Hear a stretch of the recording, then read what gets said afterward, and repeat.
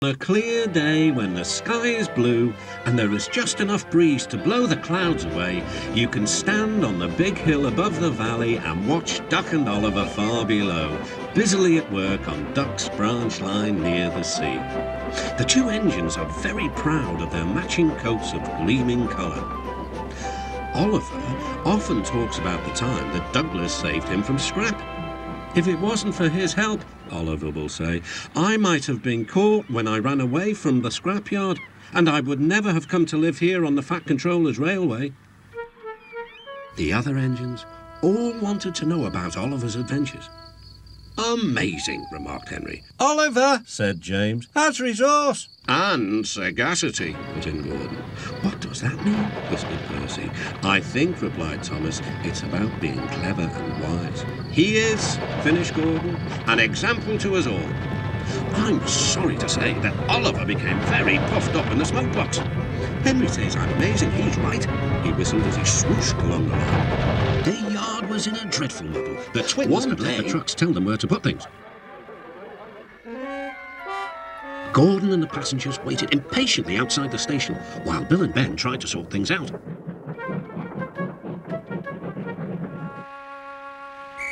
But by the time Gordon was able to leave, it was very late indeed. Next day, the twins were working at the quarry again. That's a strange noise, gasped Bill.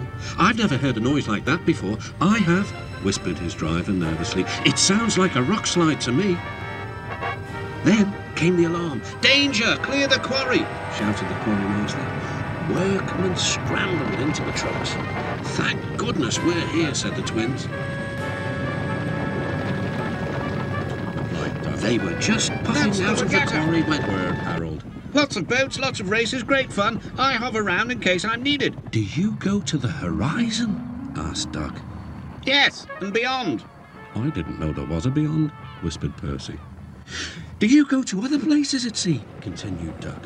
Certainly. I can land on ships, you know, anywhere, anytime. Goodbye. Duck sighed. He went on talking about the regatta all day.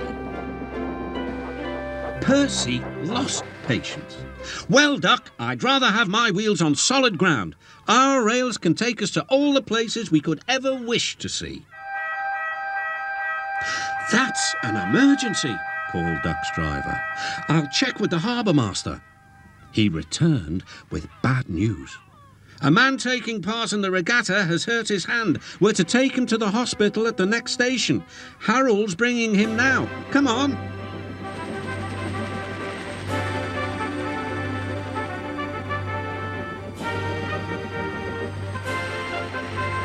Bertie the bus was working harder than ever. Good to see you again, Duck.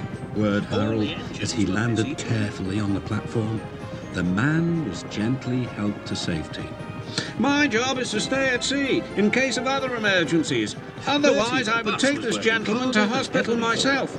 Must fly. All the Goodbye. engines were busy too.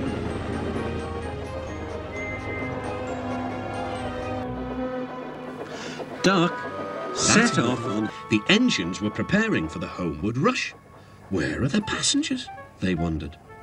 Look, shrilled Oliver. Look at Bulgy. He's a mean scarlet deceiver. Bulgy was wearing a large sign saying Railway Bus. Yaboo snubs! He jeered as he roared away. Come on, puffed Duck to his coaches. Let's see what he's up to.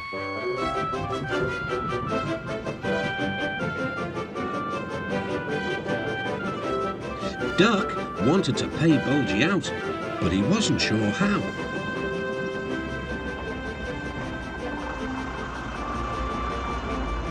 Then, in the distance, Duck saw a man waving a red flag. That meant danger. Percy and Duck were sobbing. The line here crosses a narrow road, and there was Bulgy, wedged firmly under the bridge. Percy and Duck So were this sobbing in the was his shed. shortcut, chuckled Duck. He tricked us, shouted Bulgy's passengers. Percy He and said he Duck was a were railway sobbing bus, in their shed. but he wouldn't accept our return tickets. He wanted us to think railways are no good. See suspiciously. Duck's crew Where? examined the bridge. Why from here to It's there? risky. Purred Diesel. And again from there to here. Easy, isn't it? With that, Diesel, as if to make himself quite clear, bumps some trucks hard. Woo! Scream the trucks. Grrr, growled Diesel. Percy and Duck were horrified. They did not trust Diesel at all. They refused to work and would not leave their shed. The Fat Controller was enjoying his tea and ice bun when the telephone rang. So there's trouble in the harbour yard? I'll be there right away. Diesel was working loudly and alone. Cargo lay on the quay. Ships and passengers were delayed. Everyone was complaining about the Fat Controller's railway. Percy and Duck were sulking in their shed. What's all this? Demanded the Fat Controller. We're on strike, sir, said Percy. Yes, added Duck. Beg pardon, sir, but we won't work with Diesel, sir. Then, in a quiet, hurt voice, he added, You said you'd sent him packing, sir. I have to give Diesel a second chance. I am trying to help you by bringing Diesel here. Now you must help me. He was the only engine available. It was a guard's warning whistle. Percy Hurrah, and Duck... hurrah, hurrah, laughed the trucks. We've broken away, we've broken away. Chase him, bump him, throw him off the rails, they yelled. Hurry, Duck, hurry, said the driver. They raced through Edward Station, but the trucks were catching up as fast as we can. Then they'll catch us gradually. The driver was gaining control. Another clear mile and we'll do it. Oh, glory, look at that! James was just pulling out on their line from the station ahead. Any minute there could be a crash. It's up to you now, Duck, cried the driver. Duck put every ounce of weight and steam against the trucks. It's too late, Duck groaned and shut his eyes. He veered into a siding where a barber had set up shop. He was shaving a customer.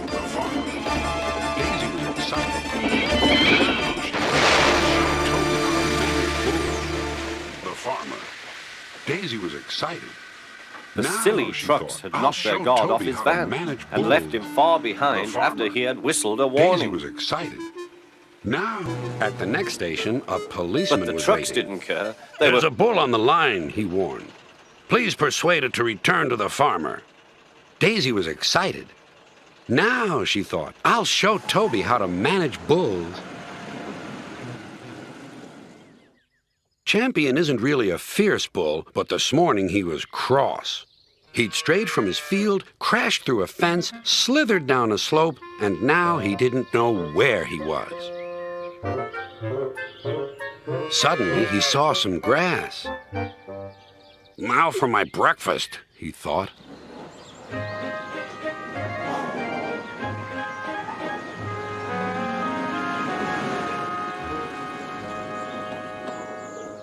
Ooh, tooted Daisy. Go on. Champion was too busy chomping to take any notice. Ooh, said Daisy again. Champion kept grazing. This is all wrong, thought Daisy. How can I look him in the eye if he won't turn around? At last he did. Said Champion. Ooh, oh, murmured Daisy. Why doesn't he run away? Go on, Daisy, said her driver. He's harmless. Yes, said Daisy unhappily. You know he's harmless, and I know he's harmless. But does he know? Look at his horn. If I bumped into him, he might hurt me, them. The farmer wouldn't like that. Champion. It's too bad. Percy goes to work at the harbour and I do his job here, there and everywhere. Take that. Ooh, groaned the trucks. Just you wait, we'll show you. Gordon laughed. I'll tell you what, James, if you pretended to be ill everywhere, you couldn't shunt trucks here or go to the quarry there, could you? What a good idea, agreed James. Look, here comes Thomas. I'll start pretending now. Thomas was sorry to see the engines looking miserable. Cheer up, it's a beautiful day. Yes, grumbled Gordon, but not for James. What's the matter? He's sick, replied Gordon. Yes, he is. I am, stuttered James. I don't feel well at all. Don't worry, said Thomas kindly. I'll help out if you're ill. Gordon and James sniggered quietly to each other. Some of James's trucks were coupled behind Thomas, and he steamed away to the quarry. The trucks were still cross. We couldn't pay James back for bumping us, so we'll play tricks on Thomas instead. One engine is as good as another. But Thomas didn't hear them. He collected all the stone from the quarry and then set off back to the junction. Thank goodness. Engine to replace you? Danger. He'll never do that, thought Thomas, but he was worried. Next day, Thomas hurried along the line. Just ahead was a goods yard. There, on the platform, was an inspector waving a red flag. Next, Thomas saw some children. They were waving too. Something must be wrong, thought Thomas. This station is for goods, not passengers. Help, Thomas, help! We are glad to see you, called the children. Please, will you take us home? The station master explained to Thomas's driver that the school bus had broken down and that all the parents would be worried if the children were late. Thomas waited as the children walked down from the bridge. Then he took them to the next station, where Bertie was waiting to take them home. When Thomas finished his journey, he was very late. He was worried that the fat controller might be cross with him. I warned Thomas, puffed Percy to James. He's been late one time too many. He'll be in trouble now. But next morning, the fat controller was nowhere to be seen. When they reached the harbour, they found everything in confusion. Trucks had been derailed, blocking the line, and stone slabs lay everywhere. We must get these pilings past, said Thomas's driver. They are essential. Trevor, we need you to drag them round this mess. Just the sort of job I like, replied Trevor. Now you'll see, Thomas. I'll soon show you what traction engines can do. Trevor was as good as his word. He dragged the pilings clear with chains and towed them into position. Who needs rails? He muttered cheerfully to himself.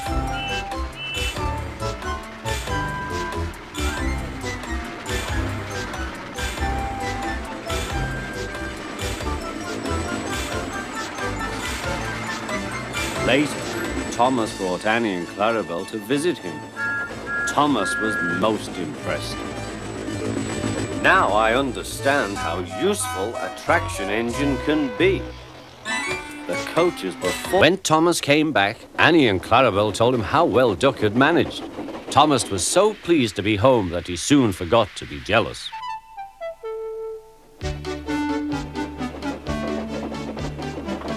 The works had left Thomas's handbrake very stiff.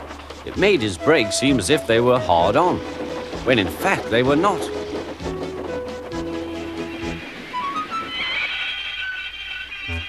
As a result, he and his coaches often overran the platform. Thomas found this most embarrassing. Gradually, his driver and fireman learned to be extra careful. But one day, Thomas's fireman was ill, and a relief man took his place.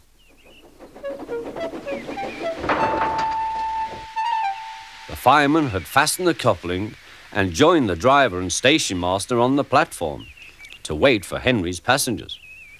The fireman had forgotten all about Thomas's handbrake. Thomas simmered happily. Not long now, he thought, as he saw Henry slowly approaching. But Thomas's brakes were not hard on, and suddenly he felt his wheels begin to move. He tried to stop, but he couldn't without his driver and fireman. He tried to whistle a warning, but he couldn't do that either. The guard, driver, fireman, and passengers were all stranded on the platform. Stop! Stop! His driver laughed. Neither do I. It was a pretend ghost on television. Percy was disappointed. That evening, he came back from the harbour.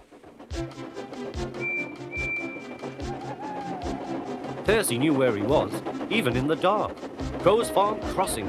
We shan't be long now. He liked running at night. The rails hummed and the signal lights shone green. But a broken cartload of lime lay ahead. Sam the farmer had just gone for help.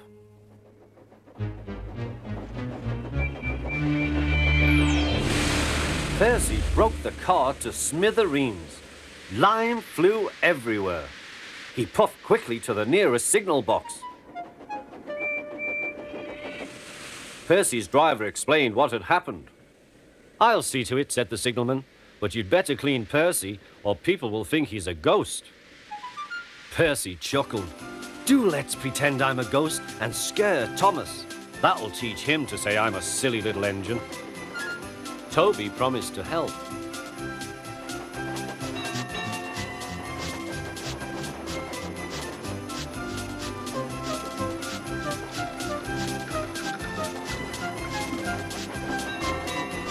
Thomas was being oiled up for his evening train. No, Percy's had an Donald accident. and Douglas were cried used to Toby. it. Poor Coupled back engines. to back, with a van between their tenders and a snowplow on their fronts, they set to work. They puffed backwards and forwards, patrolling the line.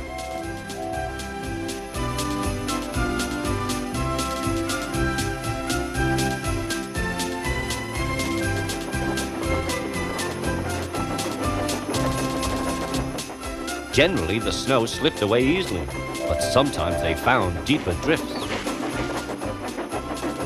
Presently, they came to a drift which was larger than most. They charged it, and were just backing for another try when... "Lush sakes, Donald! It's Henry! Dinnot fetch yourself, Henry! Wait a while, we'll have you out." Henry was very grateful. He saw all was not well. The twins were glum. They told him that the Fat Controller was returning soon. "He'll send us back for sure." "It's a shame," said Percy. "A lot of nonsense about a broken signal box," grumbled Gordon. "That spiteful brake van too," put in James. "Good riddance, that's what I say." "They were splendid in the snow," added Henry. "It isn't fair." They all agreed that something must be done, but none knew what. Percy decided to talk to Edward about it. "What you need," said Edward, "is a deputation." He explained what that was. Percy didn't care. Percy ran back quickly.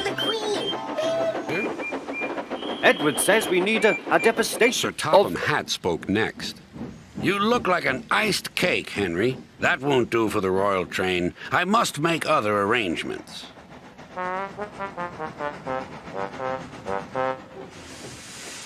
Gordon and Thomas were waiting for him. Please, sir. One at a time," replied Sir Topham Hatt. "Yes, Gordon? May Thomas have his branch line again?" I think you are both sorry and deserve a treat. Edward will go in front to clear the line. Thomas will look after the coaches, and Gordon will pull the train. The great day came. All the engines worked hard, bringing people to the town. Thomas sorted out their coaches in the yard.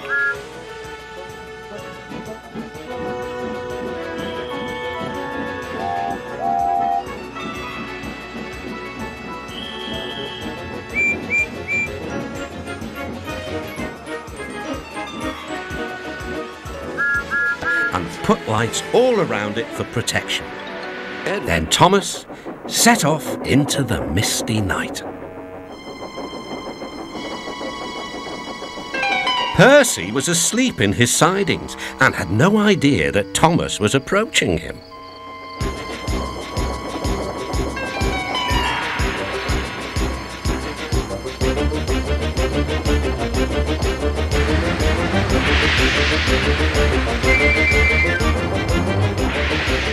"Help!" cried Percy. "I'm not going to open my eyes until my driver comes." Next morning, the points were mended and Percy puffed back to the junction. Gordon was just about to leave with the express. "You'll never guess what I saw last night." Gordon was in no mood for puzzles. "I'm a busy engine. I don't have time for your games." I've seen a huge dragon. It was covered in lights. Gordon snorted. You've been in the sun too long. Your dome has cracked. When the other engines heard the news, they laughed too. Look out, Percy, chuckled James, or the dragon may gobble you up. We've made good time today. No one believes me, puffed Percy. Fierce winds had gone, but their damage was done.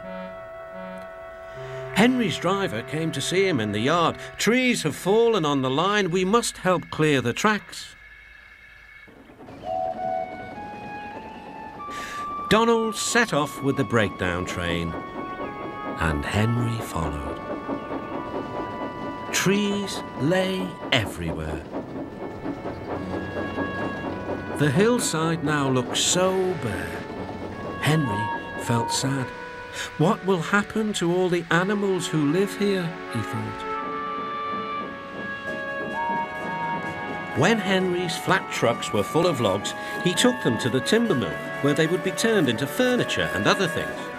Henry was glad the wood was being put to good use, but he was still sorry to lose part of his forest.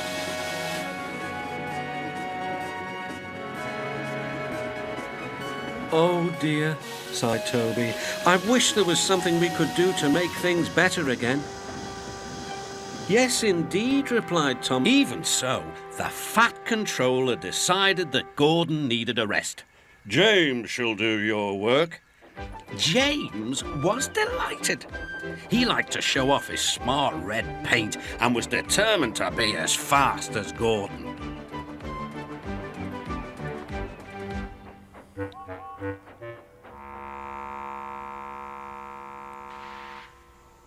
You know, little Toby, he boasted, I'm an important engine. Everyone knows it. I'm as regular as clockwork, never late, always on time.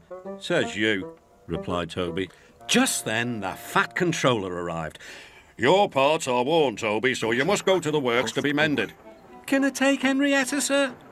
No. What would the passengers do without her? Thomas returned. Toby saw Percy by the water tower.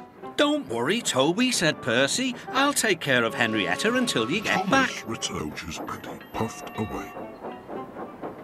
Soon Toby was out on the main line. He clanked as he Thomas trundled along. retouches and He's a little puffed engine with away. small wheels. His tanks don't hold much water. I'm the pride pride come of a the long line. way. And I saw you pulling trucks today. You're only a goods engine, snorted Gordon. James was furious. I pull coaches too. Not as much as I do, grunted Gordon. The Fat Controller has plans for me. James was only making this up, but Gordon believed him. What plans? Wait and see. Oh dear, thought James. Now what'll I do?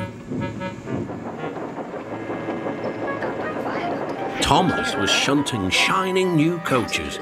Good morning, James. Are those coaches for me? Asked James hopefully. No, these are for Gordon's Express. I'll fetch your trucks next. But James was going to play a trick on the other engines. Actually, Thomas, I'm taking the coaches. The Fat Controller asked me to tell you. What about the trucks? Give them to Gordon.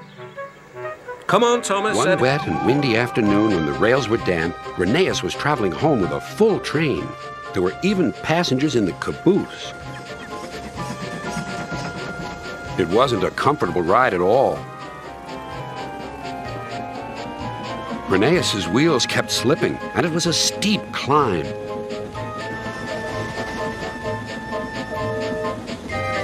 At last, his wheels gripped the rails again. The worst is over, he thought. Now we're away. But they weren't. I got a cramp, he groaned. And Rheneas stopped on the loneliest part of the line. His driver examined him carefully. Your valve gear has jammed. We need to reach the next station. Do you think you can still get us there? I'll try, replied Rheneas. One day, Tom wasn't at the platform. A postman they didn't know dumped the bags on the platform and disappeared. What happened to Tom? Wondered Percy. And his old van, said the driver. No wonder the new postman looks cross. Trying to carry mailbags on a bicycle would make anyone miserable. Next morning, the engines were glad to see Tom back again, but he looked very sad. The postmaster decided my van was too expensive to run. The rounds take longer on my bike. I'm sorry, I can't stop to help you. I wish I could cheer Tom Tipper up, sighed Percy, the small engine. He was just wondering about how this might be done when his thoughts were rudely interrupted. A man was shouting at Tom Tipper. "You've got to come back to Sir Topham Hatt's office. He needs you to sign some important papers right away." "Oh, dear," replied Tom Tipper. "This is going to make me later still." He was in a hurry and being careless. He propped his bike against Percy's mail car and rushed away. "Stop!" cried Percy, but Tom was out of sight. There was worse to come. Percy's driver hadn't seen the bike and he started away. "Oh, no!" cried Percy. "Now there'll be trouble." And there was. Percy's driver quickly stopped the train. Everyone came running to the scene. Tom Tipper's bicycle was in pieces. Duke didn't feel well. He was short of steam. "I'm sorry, Mr. to rest." His driver and fireman had just finished clearing his tubes when Stewart bustled in. "Hello, Grandpuff," he teased. "Are you short of puff?" "Nothing of the sort. This is routine maintenance." "Tell you what," went on Stewart, "you're getting old. We must take care of you in case you break down." Whoosh, Duke. "That'll be the day." Duke couldn't stay cross for long. It was a lovely evening. "Couldn't be better. Couldn't be better," he chuntered happily. They began to climb, but Duke didn't mind. "I've plenty of steam," he puffed. "We'll be up in a couple of puffs." Carefully over the rails. But soon, Duke's puffs changed to wheezes. His valves were leaking steam. "It's not so easy. It's not so easy," he croaked. "But I'll manage." Cavalcade moved carefully over the At rails. last, they reached the station. Duke's driver examined him carefully. Anxious passengers waited for news. Shaking and spluttering, the diesel stopped. Meanwhile, the inspector was looking for his hat. The diesel seethed with fury as Duck and Stepney pushed him back to the shed. "My hat!" exclaimed the inspector. "You sucked it through your air intake." "Bother your hat. The heavy train's due out. You'll have to take it, Duck. Stepney, will you help, please?" "Thank you, sir," cried Stepney. "I'd like a good long run on my last day." The engines were soon ready. "Gordon will take over from halfway, so get the train to there." But the rescuers Good luck. wouldn't fit up. "Don't worry," smiled Stepney. "We'll get there, and be early, too." Hard, but the rescuers wouldn't fit up. The cavalcade moved carefully over the rails and out to the But the open rescuers line. wouldn't fit up. "Now for a sprint," puffed Stepney. "I'm ready when you But the are," rescuers replied wouldn't Duck. fit up. Soon they were whizzing.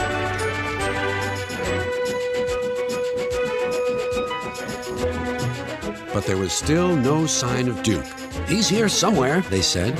They scrambled over hills, struggled over ditches.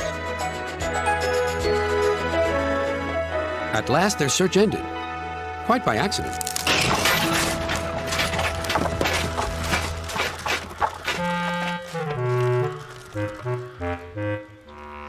"We've found him! We've found our Sleeping Beauty!" "Excuse me," inquired Duke. "Are you a vandal? Driver told me vandals break and smash things." "Bless you, no," laughed the rescuers. "We've dropped in because we couldn't find your door. Falcon and Stewart will be pleased to see you." "So they did remember," sighed Duke That happily. was Stepney with his headlamp swaying and whistle blowing. Then they all set off for Duke's new There was home. Stepney with his headlamp swaying and whistle blowing. There was Stepney with his headlamp swaying and whistle blowing. There was... By now, all the other engines were talking about Stepney. "He runs a famous branch line. Did you know that?" said Percy. Thomas was feeling a little jealous. "Huh. It may be famous, but my branch is the first on the line. Everyone knows that, too. And he huffed away to fetch his coaches. Look, squeaked Percy. Why have they all come? There's no train yet. But Percy was wrong. The signal dropped, and from far away an engine whistled. Here he comes, yelled Douglas. Stepney puffed proudly through the junction.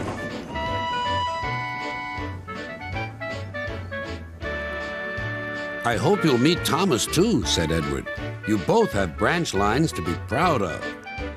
Then Stepney set off to help Duck shunt coaches in the yards, and they worked happily together all afternoon. At last, Thomas arrived. Sorry, can't talk. It's time for my last branch line train. Mustn't be late. Stewart and Falcon used to He call was him hardly out of sight when the engines heard shouting at the station. Moments later came the Stewart and alarm. Falcon used to call him Stop all train! The signalman answered the telephone. A special, is it? Falcon used to call him I see. Thomas was impatient. Why are we waiting? My passengers are being delayed. Their names were Duke, Stewart, and Falcon. Duke was the oldest and was named after His Grace, the Duke of Sodor. He was proud of this and loved to keep the little engines in order.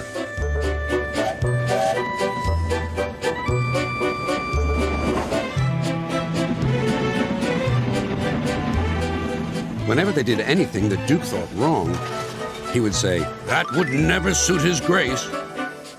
Other engines came and went, but Duke outlasted them all.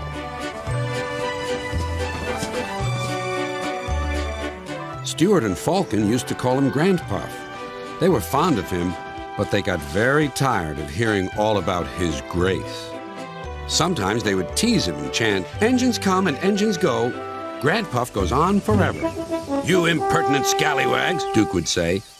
"Whatever are you engines coming to?" "Never mind, Grandpuff. We're only young once." "Well, you'd better mind, unless you want to end up like Smudger." "Oh, Grandpuff, whatever happened?" "Smudger," said Duke, "was a show-off. He rode roughly and often came off the rails."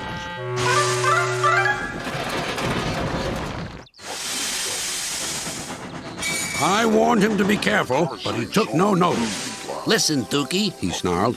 "Who worries about a few spills?" "We do here," I said, but Smudger just laughed. Until one day, manager said he was going to make him useful at last. Smudger stopped laughing then. puff to himself. Well, why? What did he do? He turned him into a generator. He's still out there. Thinks he's very clever. Says that he can manage us. That's the best joke ever. When he orders us about with the greatest folly, we just push him down the well. Up goes old Ollie. Thomas, Duck, and Percy were shocked. "Be quiet," they ordered. But they couldn't be everywhere, and everywhere they weren't, the cars began again. Oliver's no use at all. Thinks he's very clever. Says that he can manage us. That's the best joke ever. At last, the engines gave up. "We're sorry, Oliver," they said. "It's really my fault," said Oliver sadly. "I shouldn't have fallen in the turntable well." Toad, the brake van, felt sorry for Oliver, too. Next morning, he spoke to Douglas. I'm worried, Mr. Douglas. This disrespect for engines. Where's it going to end? "Who knows?" sighed Douglas. I've got a plan, Mr. Douglas. May I stay here today and help Mr. Oliver? We are both Great Western and must stand together. "Certainly, Toad," replied Douglas and puffed away. Soon Toad was explaining his plan. "Goodness gracious, Toad, I don't think you should suggest such a thing to Oliver." George Chufford. But Oliver interrupted. Fuming. "No, Duck, Toad's right. It's really my fault. I must put this trouble right." I meant no disrespect, you understand.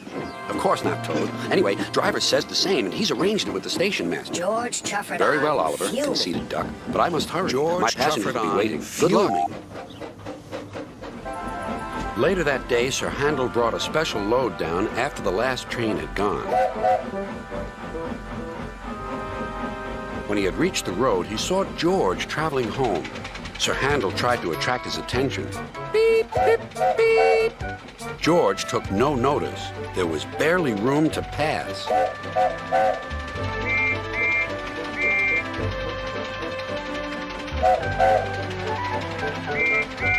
Sir Handel was cross. Get out of my way, you great clumsy road hog. I don't move for imitation steamrollers. You don't know the road. Get out of my way.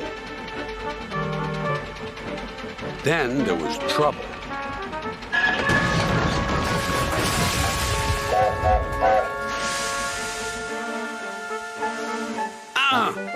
Cried Sir Handel. That was your fault. No, it wasn't. It was yours. Everyone was arguing about who was to blame. Hello, hello, hello, said a policeman ominously. And what's going on here? This made everyone stop arguing. They set to work clearing up the mess instead. Next day, the workmen put up a fence between the road and the railway. Then they went away, taking George with them. Sir Handel thought he had made George go away. Thomas grew more and more excited. Too excited for his own good. I'm glad. He talked of nothing but steamroll. Thomas grew more and more excited, whispered Scarloey very much. He's worse than ever. It seems, continued Sir Topham Hatt, that there are many girls and boys who would like to meet you. Therefore, we are all going to the big city far away. Hooray! Hooray! The engines whistled. Silence! Other engines will be working here while you are away, so please show them what to do. As Annie and Clarabelle were going to the big city too, Thomas and Oliver practiced with some other coaches.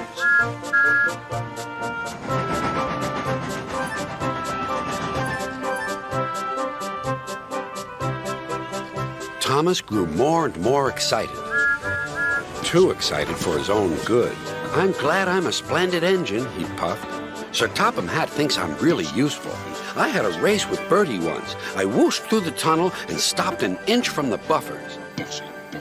Then Thomas made his mistake. Just like this, he boasted. But the station master had bad news. What's happened? Asked Percy's driver. James's brakes have jammed. We need Percy's help right away. Percy quickly set off to the rescue. He found James stuck on the line and looking glum. Percy couldn't help laughing. Got yourself in a jam, eh, James? What you might call a sticky situation. Be quiet, said James. It's not funny having jam brakes, and not very reliable either, teased Percy. I am surprised you let it happen, James. Nothing should stop us engines. That's enough, Percy, said his driver. Can you push these trucks? Of course I can, whistled Percy. There's no time to lose. James has done too much of that already. James angrily hissed steam as Percy was coupled to the trucks. Off we go, said Percy.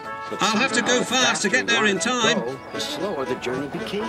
These big engines are so unreliable. But somehow, the faster he wanted to go, Be the careful, slower the Percy, journey became. called his driver. But Percy was in a hurry. But somehow, the faster he wanted to go, the slower. What fun it all is, he thought. He didn't see that Journeyed along the line.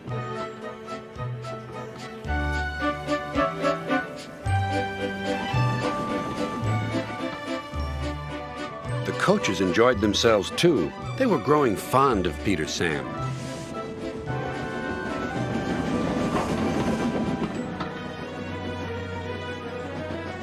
Every afternoon they had to wait an hour at the station by the lake. The station has a little shop selling refreshments. The conductor, fireman, and the guard buy tea and cakes from the refreshment lady. At last, the waiting was over. Peter Sam was sizzling with impatience. Beep, beep. Hurry up, please, he whistled to the passengers. How awful, he thought, if we miss Henry's train. The conductor was ready with his flag and whistle. The refreshment lady was making her way to the train.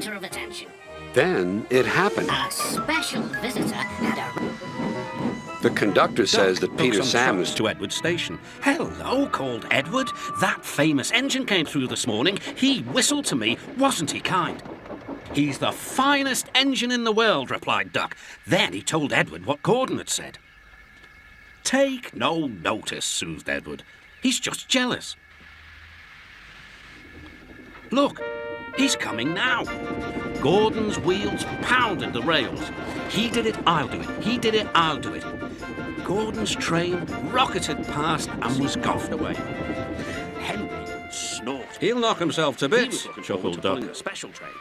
It was Tussie puffed away. Henry snorted. He was looking forward to pulling the special Steady, train. Gordon, called his driver. We aren't running a race. Snorted. We are then, said Gordon. But he said it to himself. Suddenly, Gordon began to feel a little strange. Still thought the top of my boilers. He saw them everywhere he went.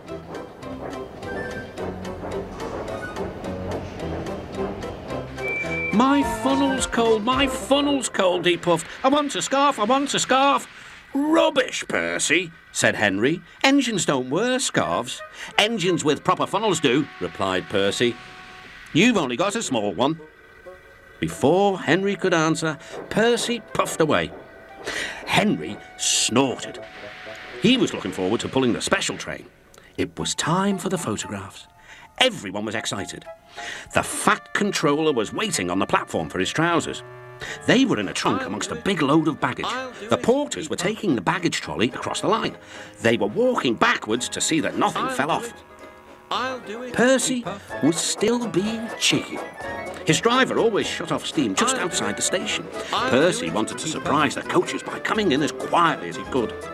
But the porters didn't hear him either. Boxes and bags burst everywhere. At the next station was a sign. All trains must wash down daily. James had just finished being cleaned. Come on, Gordon, said his driver. You'll feel better after a good hose down. Pah, said Gordon, and angrily let off steam. You're a very naughty engine, said Gordon's driver. Now James will need another shower. You'll have to wait your turn till later. Good riddance, huffed Gordon. I'm far too busy to waste time with water. He finished his journey safely and steamed into the big station. The fat controller was waiting. So were Gordon's coaches and the passengers. Goodness gracious, said the fat controller. You can't pull the train. Henry will have to do it. Gordon, you'd better get clean straight away. Gordon was soon being washed. Mind my eyes, he grumbled. Then he pulled trucks for the rest of the day. He bumped them hard. That's for you, and you, and you. Trucks will be trucks, said James. They won't with me, snorted Gordon. I'll teach them. James got ready to take the express when Gordon returned. Be careful, warned Gordon. The hills are slippery and you may need help. I don't need help on hills, replied James huffily. Gordon thinks he knows everything. Earlier, The fireman was ready when Edward arrived.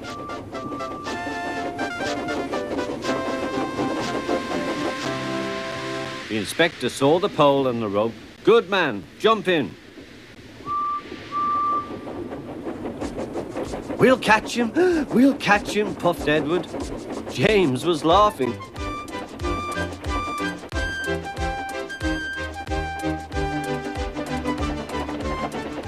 What a lark, he chuckled to himself.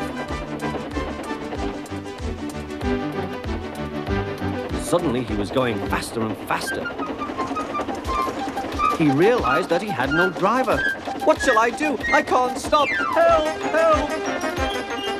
We're coming, called Edward.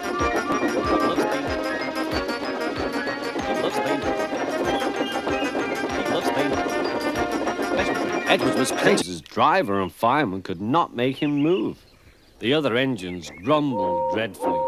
They had to do James's work as well as their own.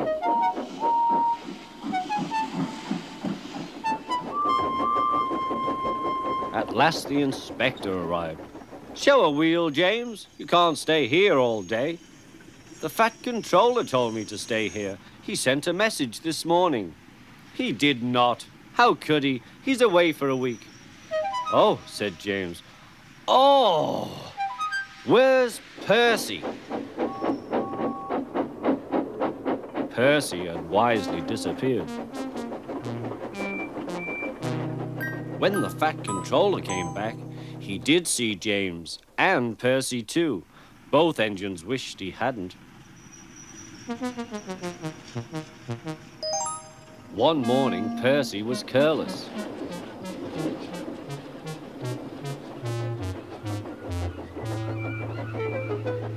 "I say, you engines, I'm to take some trucks to Thomas's Junction. The fat controller chose me especially. He must know I'm a really useful engine." "More likely he wants you out the way," grunted James. Gordon looked across to James. They were making Toby will help. Oh, James yes, and I were sir. just... Thank you, sir. The new engine arrived. "What's your name?" asked the fat controller. "Montague, sir, but I'm usually called Duck." "They say I waddle." "I don't really, sir, but I like Duck better than Montague." "Good. Duck it shall be." "Here, Percy, show Duck round." The two engines went off together. Soon they were very busy. James, Gordon, and Henry watched Duck quietly doing his work. "He seems a simple sort of engine. We'll have some fun and order him about."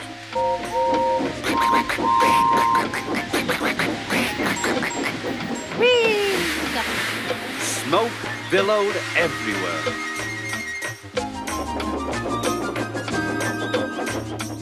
Percy was cross. Duck the guard blew his whistle till he had no more breath and waved his flag till his arms ached. But Henry still stayed in the tunnel and blew steam at him. "I'm not going to spoil my lovely green paint and red stripes for you." Then along came Sir Topham Hatt, the man in charge of all the engines on Sodor. They call him the Fat Controller. "We will pull you out," said the Fat Controller, but Henry only blew steam at him. Everyone pulled except the Fat Controller, because, he said, "my doctor has forbidden me to pull." But still Henry stayed in the tunnel.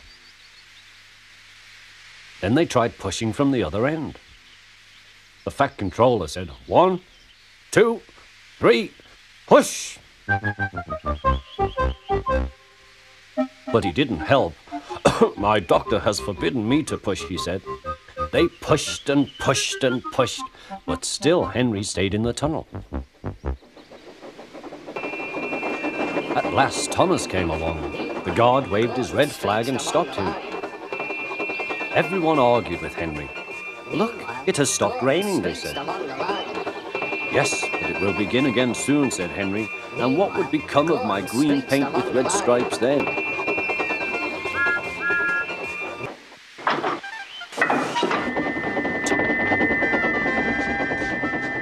Meanwhile, Gordon screeched along the line.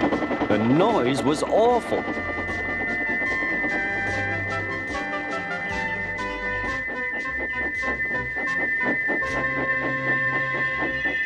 At the station, everyone held their ears. The Fat Controller held his ears too.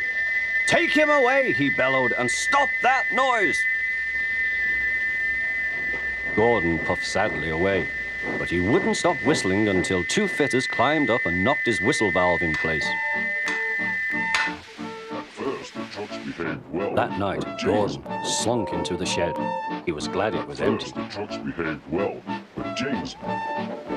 "It isn't wrong," murmured Henry to no one in particular, "but we just don't do it." No one mentioned whistles. Next morning, went redder than ever and snorted off. It was such an insult to be reminded of the time a bootlace had been used to mend a hole in his coaches.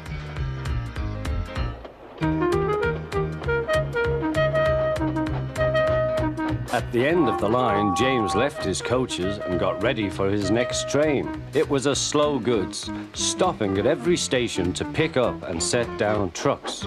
James hated slow goods trains. Dirty trucks from dirty sidings.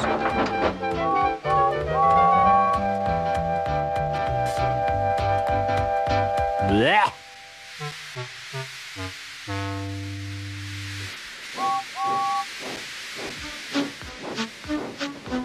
Starting with only a few, he picked up more and more trucks at each station till he had a long train.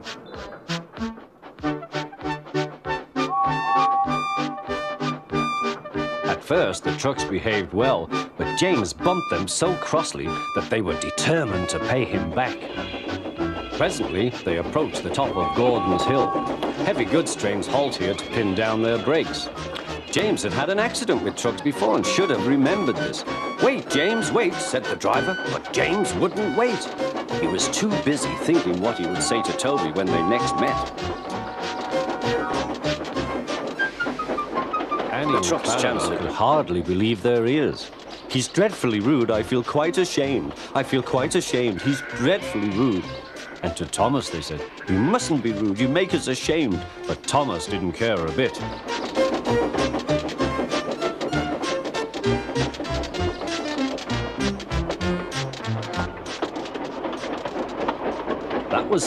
That was funny, he chuckled. He felt very pleased with himself. Annie and Clarabelle were deeply shocked. They had great respect for Gordon, the big engine.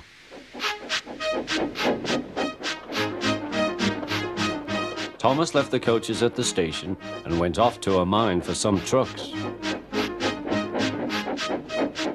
Long ago, miners digging for lead had made tunnels under the ground. Their roofs are strong enough to hold up trucks, but not the weight of engines. A large notice warns them not to enter the area. "Danger! Engines must not pass this board."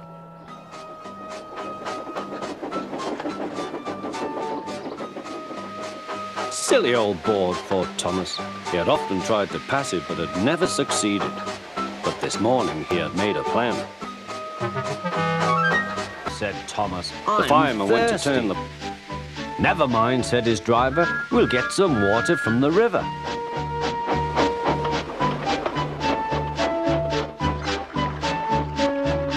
They found a bucket and some rope and went to the bridge.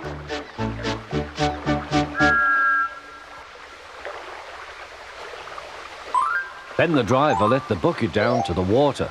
The bucket was old and had 5 holes. So they had to fill it, pull it up and empty it into Thomas's tank as quickly as they could, several times over.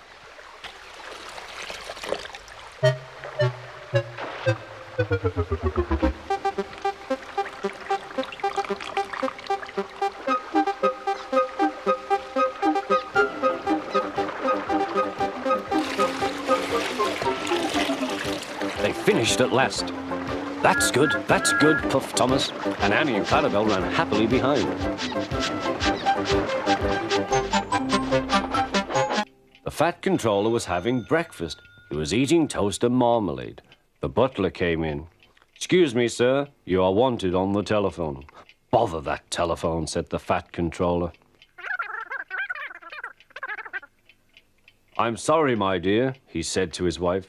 "Thomas is in trouble with the police, and I must go at once." At the station, Thomas's driver told the fat controller what had happened. Dangerous to the public, indeed. We'll see about that. The fat controller spoke to the policeman.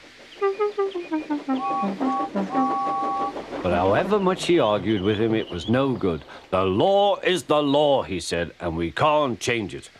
The fat controller felt exhausted. "I'm sorry, driver," he said. "It's no use arguing with policemen. We will have to make those cowcatcher things for Thomas, I suppose." "Everyone will laugh, sir," said Thomas. "They'll say I look like a tram." The fat controller stirred. Then he laughed. "Well done, Thomas. Why didn't I think of it before? We want a tram engine. When I was on my holiday, I met a nice little engine called Toby.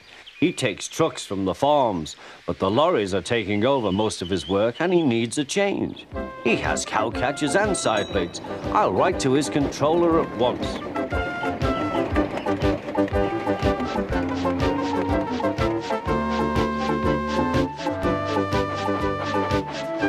A few days later, Toby arrived.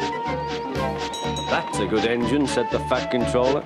"I see you've brought your coach, Henrietta." He felt just as bad next morning. Henry usually pulled the first train, and Thomas had to get his coaches ready. If Henry is ill, he thought, perhaps I shall pull his train. Thomas ran to find the coaches. Come along, he fussed. There's plenty of time, they grumbled. Thomas took them to the platform and wanted to run round in front at once. But his driver wouldn't let him. "Don't be impatient, Thomas." Thomas waited and waited. The people got in. The guard and station master walked up and down. The porter banged the doors, and still Henry didn't come. Thomas got more and more excited. The fat controller came to see what was the matter, and the guard and the station master told him about Henry. "Find another engine," he ordered. "There's only Thomas," they said. "You'll have to do it then, Thomas. Be quick now." So Thomas ran round to the front and back down on the coaches ready to start. "Don't be impatient," said his driver. "Wait till everything is ready." But Thomas was too excited to listen. What happened then, no one knows. Perhaps they forgot to couple Thomas to the train. Or perhaps the driver pulled the lever by mistake. At last the day's work was done. The twins now became excited. They were going to use the turntable for the first time. Bill went first. "This is fun," he shrieked to Ben. He didn't want to move off at all. The foreman stopped the turntable. "Please make way for the other engines," he ordered. Bill did so, but unfortunately the foreman had accidentally stopped the turntable in the wrong place. Bill was on the wrong track, and there was Ben puffing directly toward him. The engines came to a grinding halt. They gazed grimly at each other. "I was here first," said Bill.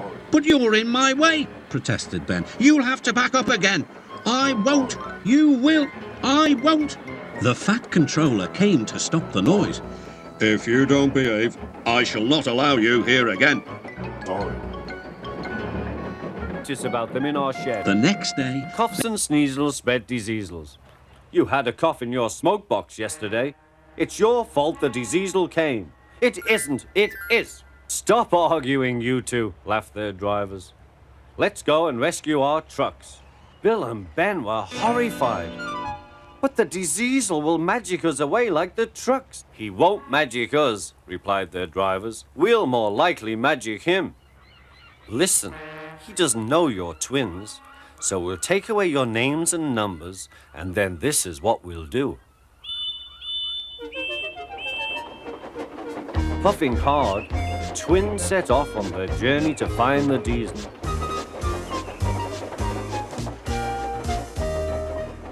They were looking forward to playing tricks on him.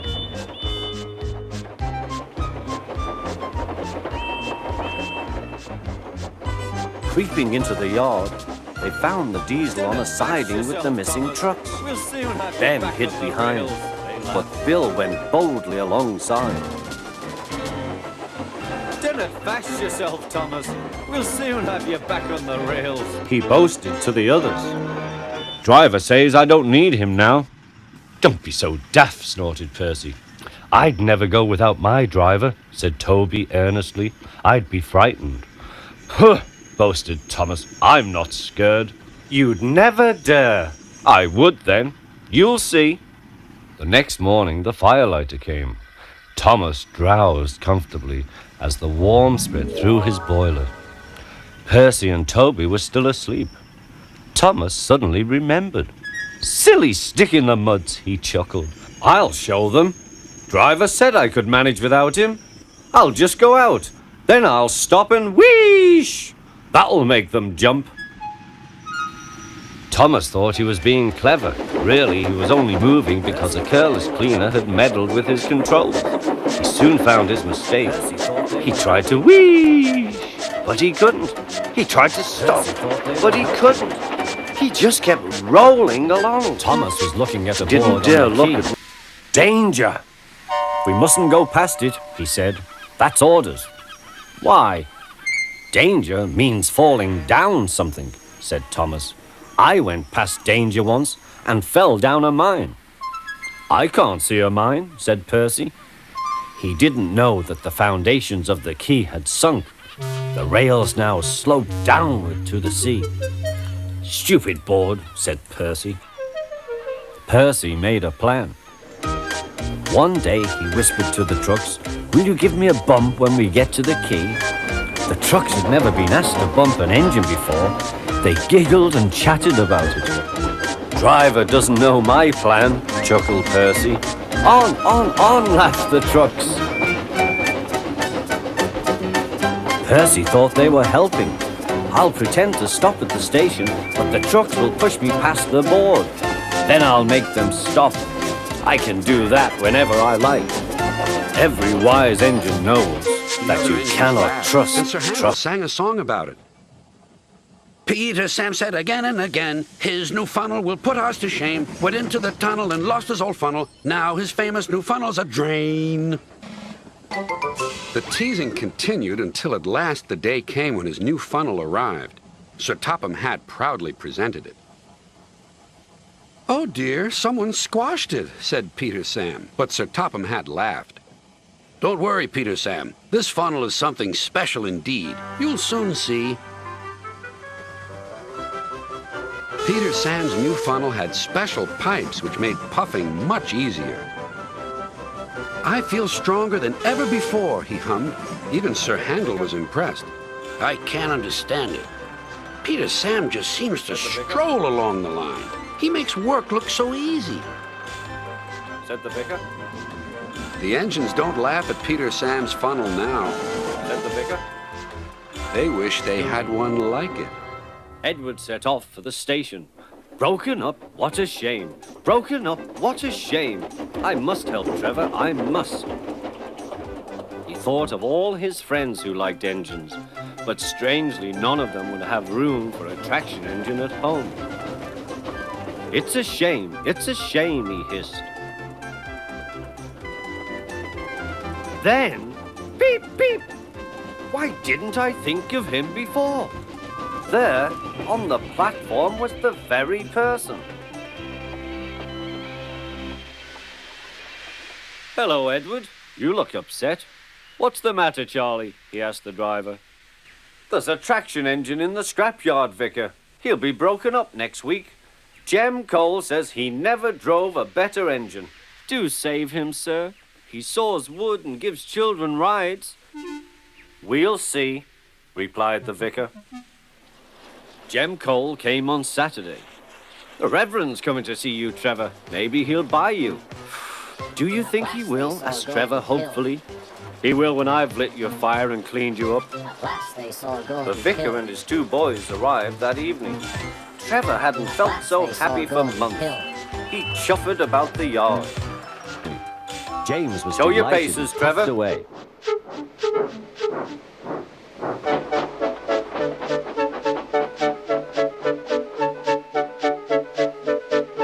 Here are your trucks, James, said Thomas. Have you got some bootlaces ready? And he ran off, laughing. Oh, said the trucks. We want a proper engine, not a red monster. James took no notice and started as soon as the guard was ready. Come along, he puffed. We won't, screamed the trucks. But James didn't care, and he pulled the screeching truck sternly out of the station.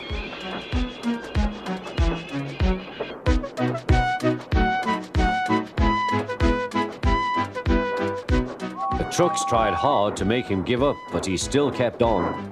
Sometimes their brakes would slip on, and sometimes their axles would run hot, and each time the trouble had to be put right. And each time James would start again, determined not to let them beat him. Give up, you can't pull us, you can't, called the trucks. I can and I will, I can and I will, puffed James. And slowly but surely, he pulled them along the line. At last they saw Gordon's Hill. Look out for trouble, James, warned his driver. We'll go fast and get them up before they know it. Don't let them stop you. So James went faster and soon they were halfway up. I'm doing it, he panted. Will the top never come? Then, with a sudden jerk, it all came easier. I've done it, he puffed. Hooray, it's easy now. But his driver shut off steam. The station done it again. We've left our... Peep, pip, peep. Quickly, please, called Thomas. And off they went again. Come along, sang Thomas. We're coming along, sang Annie and Clarabelle. Hurry, hurry, hurry, panted Thomas. Then he looked ahead. There was Bertie tooting triumphantly on his horn. Oh, dearie me, groaned Thomas. Steady, Thomas, said his driver. We'll beat Bertie yet. We'll beat Bertie yet, echoed Annie and Clarabelle. We'll do it, panted Thomas. Oh, bother, there's a station. No fear, chuckled James. Then he heard Bertie. Goodbye, Thomas. You must be tired. Sorry, I can't stop. We buses have to work, you know. Goodbye. No fear, chuckled James. I'm not so fast dear, as you. thought Thomas. We've lost. I mustn't stick, thought James. But he felt Proper better thing. after a drink. Thomas chuckled and went off with Annie and Clarabelle. Disgraceful, Gordon hissed as he ran backwards to the turntable. The turntable was in a windy place close to the sea, and if he was not on it just right, he put it out of balance and made it difficult to turn. Today, Gordon was in a bad temper, and the wind was blowing fiercely. His driver tried to make him stop in the right place, but Gordon wasn't trying. The fireman tried to turn the handle, but Gordon's weight and the strong wind prevented him. It's no good, they said at last. Your tender upsets the balance. If you were a nice tank engine, you'd be all right. Now you'll have to pull the next train backwards. Look, called some boys, there's a new tank engine. Oh, it's only Gordon, back to front. Hello, called Thomas. Playing tank engines. What's that you say? Sensible engine. The special's waiting. Tell Edward to take it, please. And Gordon? Oh, leave him where he is. We haven't time to bother with him now. On the other side of the ditch, some little boys were chattering. Coo, doesn't he look silly? They'll never get him out. They began to sing. Silly old Gordon fell in a ditch, fell in a ditch, fell in a ditch. Silly old Gordon fell in a ditch, all on a Monday morning. Gordon lay in the ditch all day. Oh dear, he thought, I shall never get out.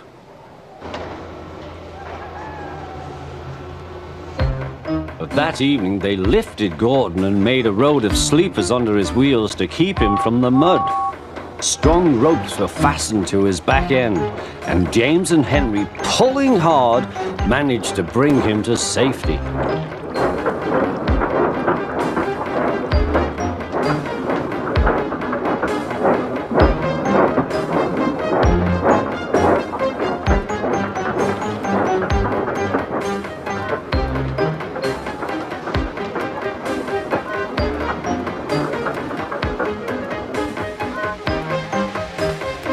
My way.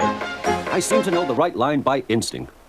Every wise engine knows, of course, that the signalman works the points to make engines run on the right lines, but Gordon was so proud he had forgotten. Wake up, James, said Gordon next morning. It's nearly time for the express. What are you doing? Odd jobs? Oh, well, we all have to begin somewhere, don't we? Run along now and get my coaches. Don't be late. James went to get Gordon's coaches. They were all shining with lovely new paint. He was careful not to bump them, and they followed him smoothly into the station, singing happily, "We're going away, we're going away." I wish I was going with you, said James. I should love to pull the express and go flying along the line. Gordon, with much noise and blowing of steam, got ready to back onto the train.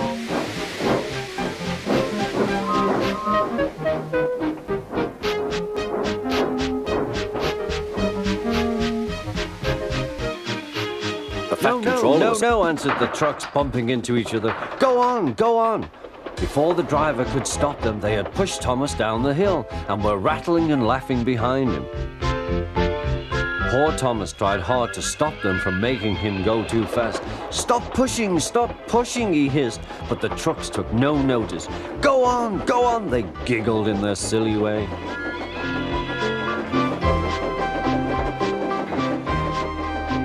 There's the station. Oh dear, what shall I do? He cried. They rattled straight through and swerved into the goods yard. Thomas shut his eyes. I must stop. When he opened his eyes, he saw he had stopped just in front of the buffers. There watching him was the fat controller.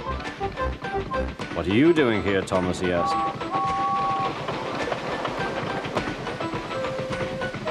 I brought Edward's trucks, Thomas answered.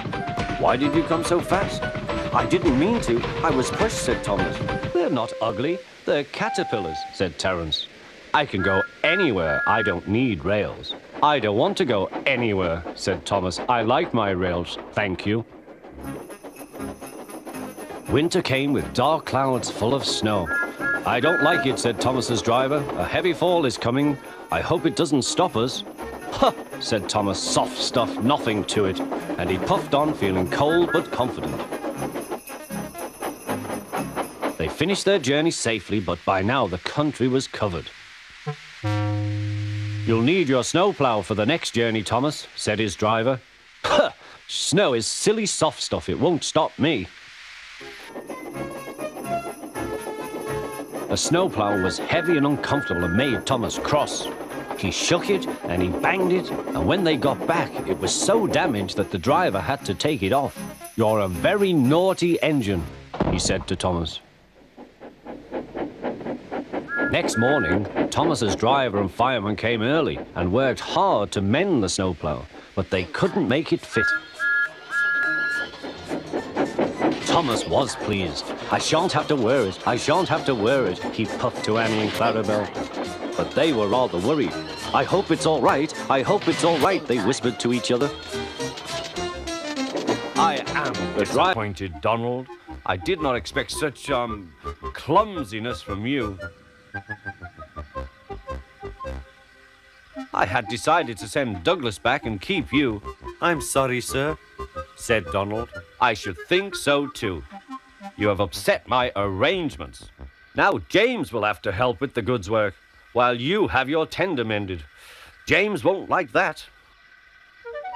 The fat controller was right. James grumbled dreadfully.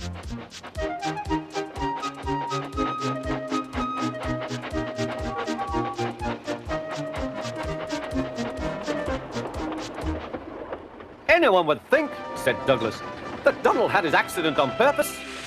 I heard tell about an engine and some tar wagons. Shut up, said James. It's not funny.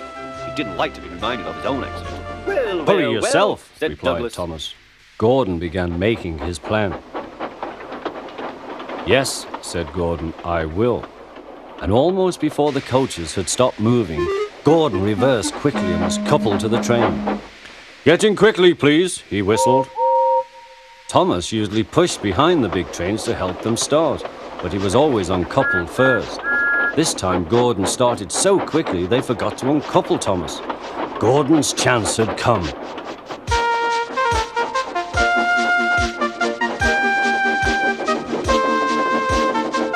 Come on, puffed Gordon to the coaches. The train went faster and faster, too fast for Thomas. He wanted to stop, but he couldn't. Peep, peep, stop, stop! Hurry, hurry, hurry, laughed Gordon. You can't get away, laughed the coaches.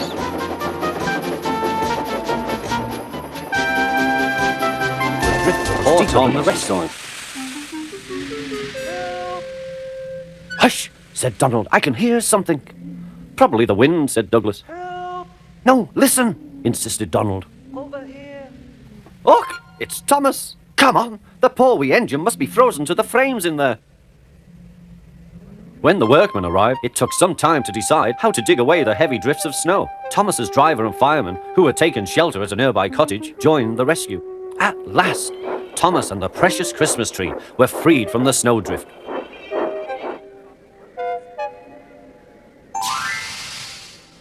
Then they set off once more to finish their long journey.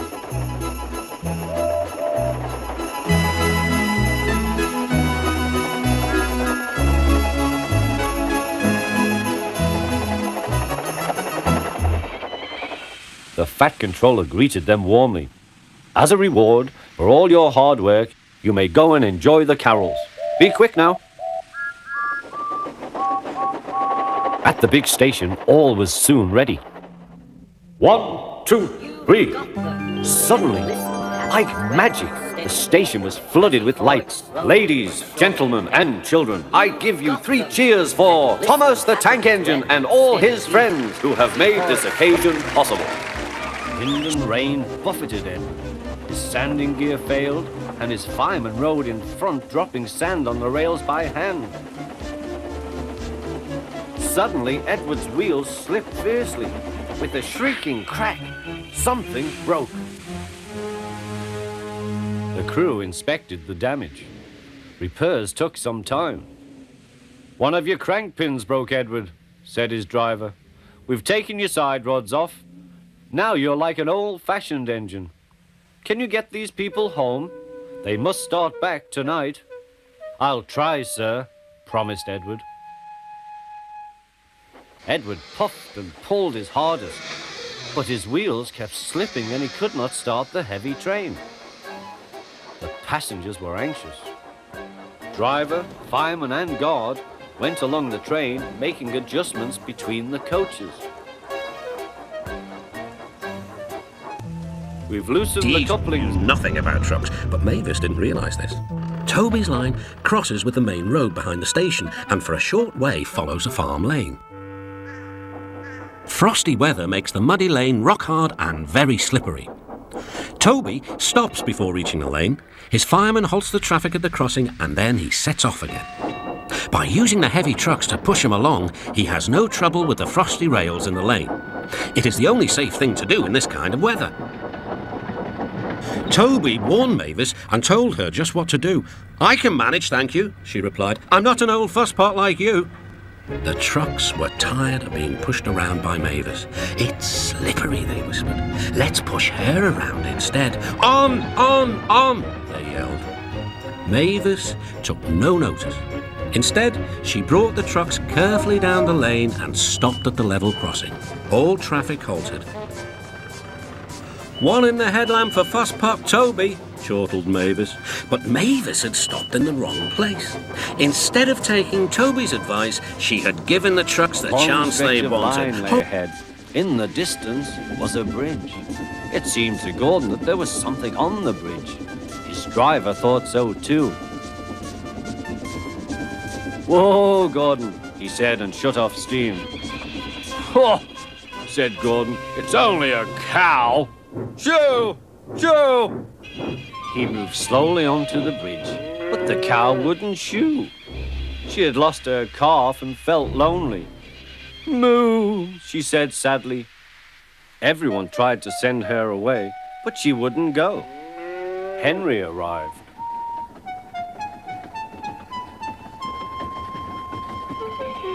"What's this? A cow? I'll soon settle her. Be off, be off." "Moo," said the cow. Henry backed away nervously. "I don't want to hurt her."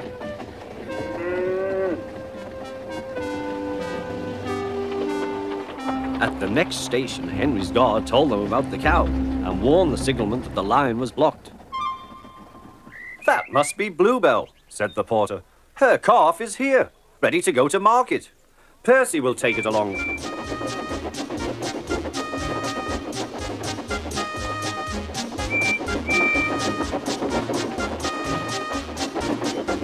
At the bridge, Bluebell was very pleased to see her calf again, and the porter led them away.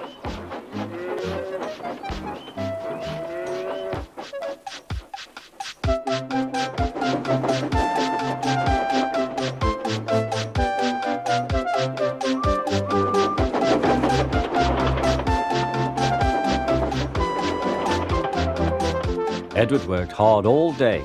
The coaches thought he was very kind, and the driver was very pleased.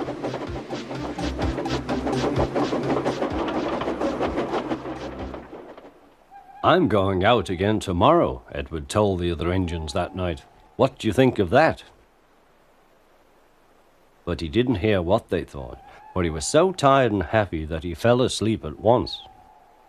Next morning, Edward woke up to find nothing had changed. Gordon was still boasting. "You watch me, little Edward, as I rush through with the express. That will be a splendid sight for you.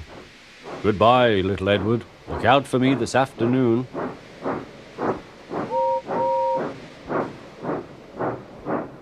Edward went off to do some shunting. Edward liked shunting. It was fun playing with trucks. He would come up quietly and give them a push. Then he would stop and the silly trucks would go bump into each other. "Oh!" they cried. "Whatever is happening?"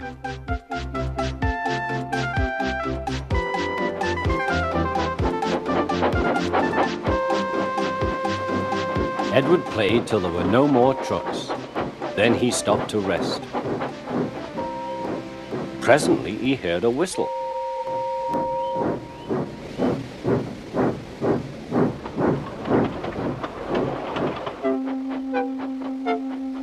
But next morning Edward looked unhappy. Gordon came clanking past, hissing rudely. "Bless me," said the Fat Controller, "what a noise." "They all hiss me, sir," answered Edward. "They say tender engines don't shunt, and last night they said I have black wheels. I haven't, have I, sir?" "No, Edward, you have nice blue ones, and I'm proud of you. Tender engines do shunt, but all the same, we do need another tank engine here." He went to a workshop, and they showed him all sorts of engines.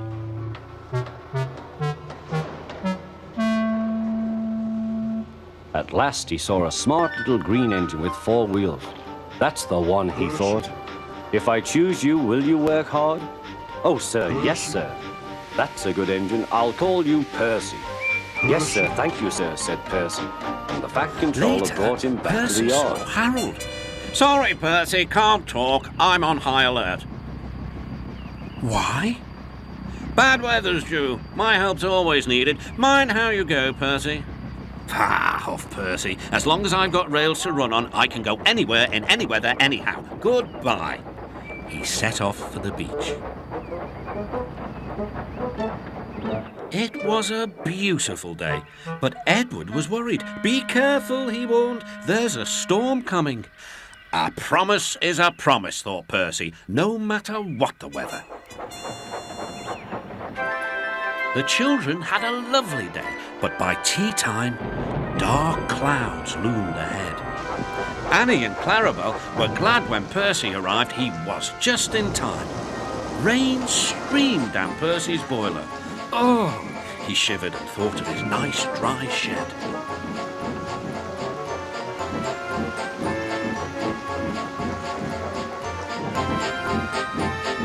Rusty laughed. "I'm glad you're Percy. pleased. Manager said let's mend the track so well that he won't know where he is. And we did. And you didn't, if you take my meaning. Scarloey liked this hard-working diesel. There's still one bad bit," warned Rusty, "just before the first station. An engine might come off there, particularly Duncan. He will rock and roll along the line. Look at him right now. I hope he doesn't hurt his passengers." What's that about me? I'm a plain engine, and I believe in plain speaking. Speak up. Rusty warned Duncan about the bad bit of rail. Huh. I know my way about. I don't need smelly diesels to tell me what to do. Rusty felt hurt.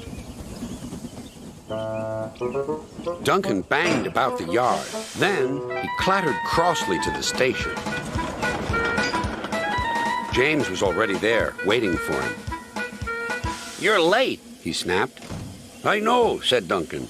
It's that smelly diesel's fault. Rusty tries to teach me how to stay on the rails and then goes off leaving me to find my own coaches. You poor engine, sympathized James. I know all about diesels. One crept into our yard and ordered us about. I soon sent him packing. Duncan was filled with admiration. He didn't know that James was boastful and sometimes didn't tell the truth. Send Rusty packing! Send Rusty packing! Snorted Duncan. He climbed the hill furiously. Well done, boy, encouraged his driver. Keep it up. Soon they were near the first station. Duncan. Oh, my gears and axles, he groaned, toiling up the hill. I'll never be the same bus again. Hooray, hooray, I see him, cheered Bertie as he reached the top. Oh, no, Edward's at the station. No, he stopped at a crossing. Hooray, hooray! Bertie tore down the hill. Well done, Bertie, shouted his passengers. Go it! Bertie skidded into the yard. Wait, wait, cried Bertie. He was just in time to see Edward puff away. I'm sorry, said Bertie. Never mind, said the passengers. After him quickly. Third time lucky, you know. Do you think we'll catch him at the next station, driver? There's a good chance, replied the driver. Our road keeps close to the line and we can climb hills better than Edward. I'll just make sure. He spoke to the station master. Bertie and the passengers waited impatiently. Yes, we'll do it this time, said the driver. Hooray! called the passengers as Bertie chased after Edward once more. But these days it's only diesels that go there. Then Rusty decided. So that's where I'll go. Take care. Rusty told the driver all about the plan. And that night he came back to the shed.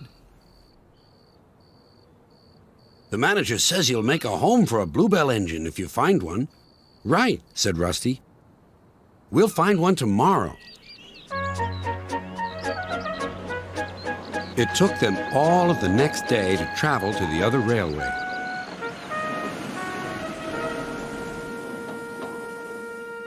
Darkness fell and the cold wind blew.